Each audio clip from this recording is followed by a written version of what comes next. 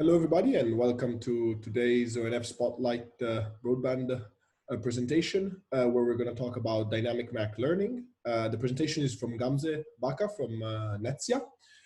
She's from Istanbul in Turkey, where she works as a software engineer at Netsia, and she has experience in software development using Java, Go, Python, and has interest in network architectures with a focus on SDN and access networks in particular. Prior to this, Gamze worked as a research assistant on network graph algorithms, such as at the Kadir Has University, while studying for her master's degree. With that, I'll leave the floor to Gamze. Okay, thank you, Andrea, for the introduction. This session's topic is dynamic MAC learning, and I want to talk about our dynamic MAC learning solution for end-to-one services within SIBA. First of all, I want to give a brief description between the differences between the VLAN per port and VLAN per service, and then I will try to explain possible solution domains and what we chose from these options and why we chose it. And finally, I want to talk about our solution, our new application, MAC Learner, its integration points, and how it works end-to-end in detail. Let me start with the differences between VLAN per port and VLAN per service. As you may know, these are two common models of providing services in access networks, and many operators have strict requirements to support both of these types in their live deployments. And they want to define a service as one-to-one, while they are using another as end-to-one. And by the way, I will use service and UNITEC information interchangeably in this presentation. So it is important to understand what these service types requires and how to implement both of these types in SIBA architecture.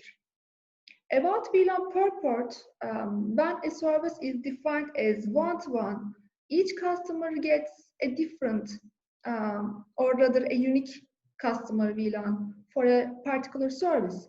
And this service can be identified by only checking its related GEM port and customer VLAN. And also a bandwidth profile can be applied easily to a specific service of a specific customer. And I think it is the simplest implementation because these service types usually doesn't require any control plane logic. I mean, for example, they don't require DHCP authentication and they use data plane only. For example, services with PPP over Ethernet authentication. And I think it is also the only type supported by SIBA right now. But however, this implementation in SIBA seems to have a missing feature. I mean, based on some PON specifications like TR156, you can implement VLAN per port traffic type like single tag. And having a single tag can simplify operations, but it is limiting when adding new services. So I think there is no requirement. That's why there is no support. And using a customer VLAN is mandatory especially for SEDIS configuration right now. And as a result, this slide shows an example of double-tagged VLAN per port traffic type and not the single type VLAN per port. And about VLAN per service, all subscribers can only use the same single stack for a specific service, and these services can usually used for multicast services, for example, IPTV deployments.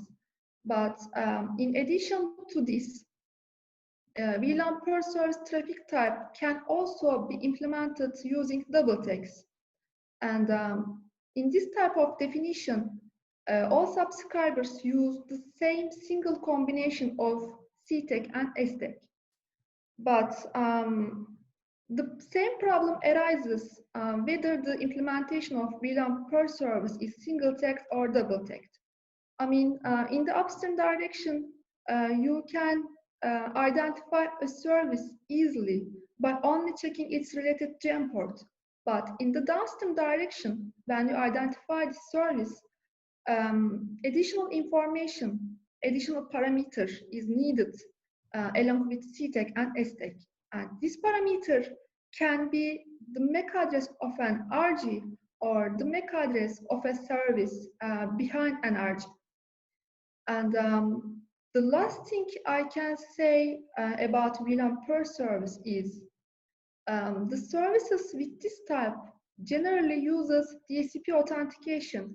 And this was the most important point that affected our solution when we were coming up with our solution. This is the most important point of our decision. And before the next slide, please note that this talk is about FTTH use case only, and we didn't consider FTTB use case in the scope of this presentation. Okay, let me continue with possible solution domains. I think you may probably familiar with this picture. I mean, we have an edge cloud orchestrator like community's name solution at the northbound, and we have access devices along with adapters at the southbound.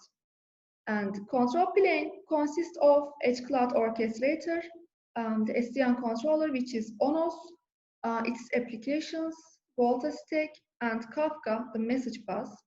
And there are ONUs, OILTs, and an aggregation switch in the data plane. As I tried to explain in the previous slide, we need a way to learn and store MAC addresses in a dynamic fashion. And dynamic MAC learning can be applied to either control plane or data plane. And because OLT devices have also the capability to learn and store MAC addresses. But we have some concerns regarding this capability, and also we have some concerns about using data plane.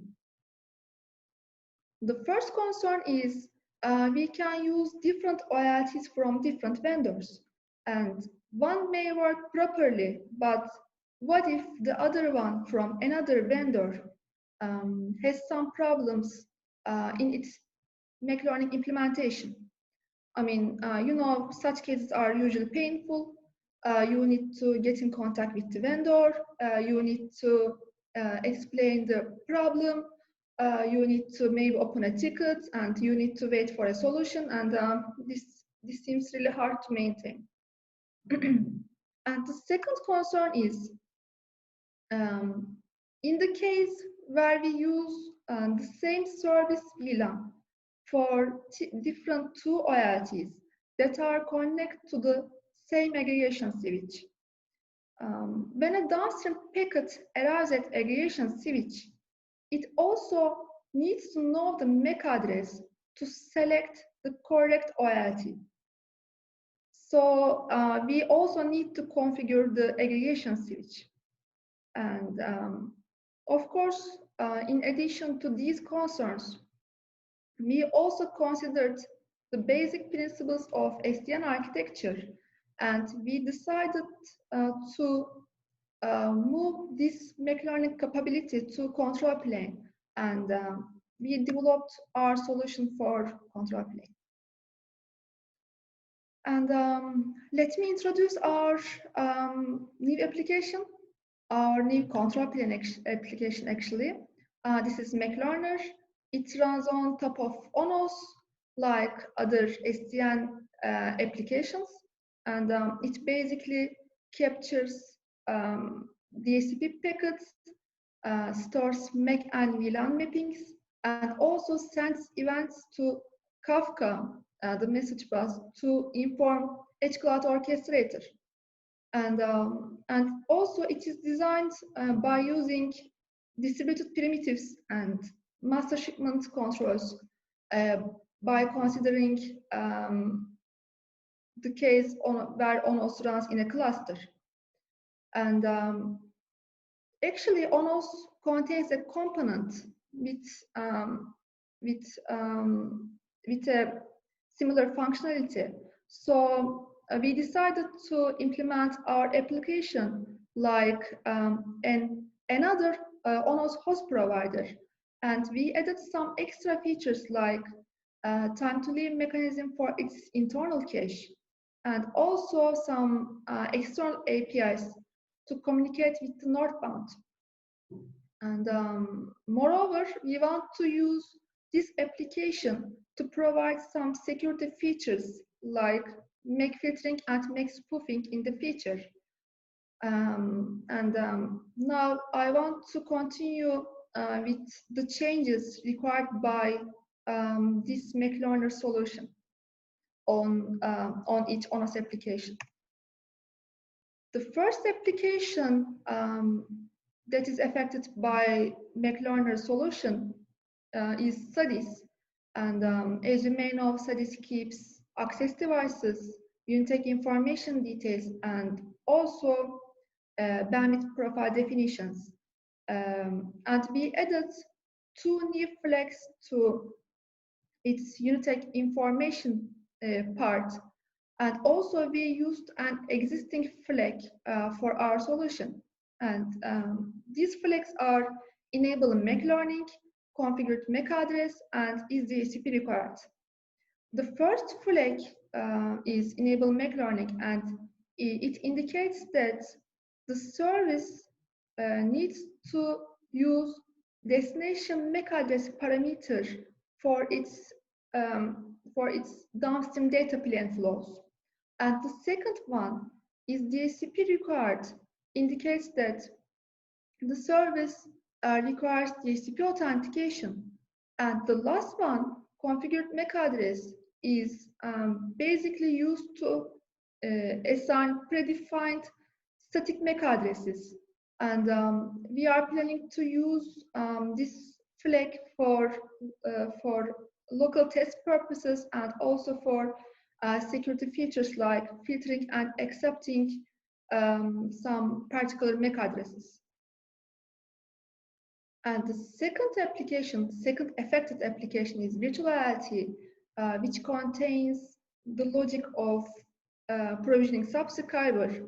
And basically, it gets band profile definitions and Unitech information from studies, and it installs the related meters and flows to access devices via Volta stack.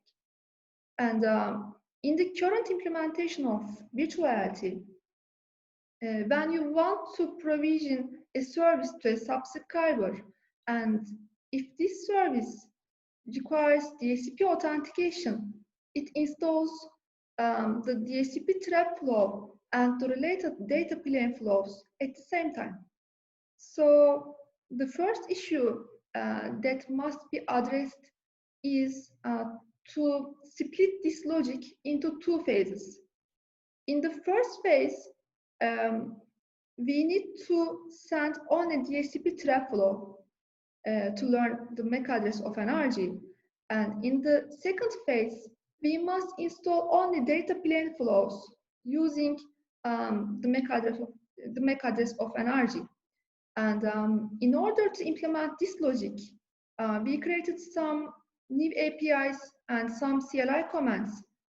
And also, of course, Mutuality must get and use new flags of studies, and also it must get MAC addresses from MAC Learner application when it installs the data plane flows. Okay, about Kafka ONOS application, which is the Kafka client of ONOS. MAC Learner application actually sends internal MAC-related ONOS events, and Kafka ONOS application listens for them and conveys them to Kafka to inform edge cloud orchestrator. And the last one is segment routing. As I tried to explain in the previous slides, we also need to configure the aggregation switch. And for this purpose, we are using segment routing, and we added the MAC address parameter to SFX Connect API of segment routing. And finally, I want to show you how dynamic MAC learning solution works end-to-end. Within this picture, actually, Edge Cloud Orchestrator has the logic of provisioning subscriber. I mean, when you want to provision a service to a subscriber, Edge Cloud Orchestrator checks its Unitech information. And if the service requires DHCP authentication and MAC learning, Edge Cloud Orchestrator calls DHCP request API of Mutuality. Actually, this is a new API that I mentioned in the previous slides, and it installs a DHCP trap flow to Volta, and Volta sends this DHCP trap flow to access devices. And then NRG sends a DHCP discovery packet to ONU, and it sends to OIT, and OIT sends a packet indication to Volta. Volta converts this packet indication to a packeting OpenFlow message, and MAC learner captures this package to store MAC and VLAN mapping, and also it sends a MAC event to Edge Cloud Orchestrator. And when Edge Cloud Orchestrator gets this event, it calls provision subscriber API of Mutuality, and now controller sends data plane flows to Volta, and Volta sends the data plane flows to ONU and to OIT. And at this point, these the downstream flows includes the MAC address of the RG. And the last step is Edge Cloud Orchestrator calls segment routing API of SDN controller, and SDN controller creates and sends the related group mode and flow mode messages to aggregation switch. And at this point also, downstream flow mode messages includes the MAC address of the RG. And with this workflow, we have dynamic MAC learning, and that's all. Thank you for your listening. Thanks a lot, Gamze. That was a very interesting presentation.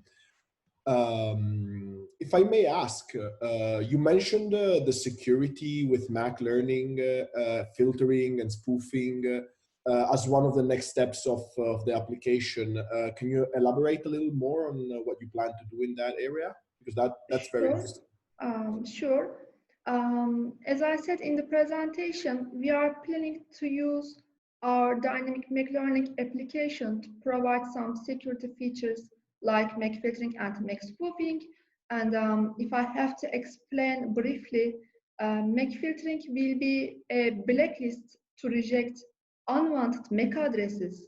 And MAC spoofing will be used to accept a particular MAC address if and only if it is behind a particular ONE or a particular UNI.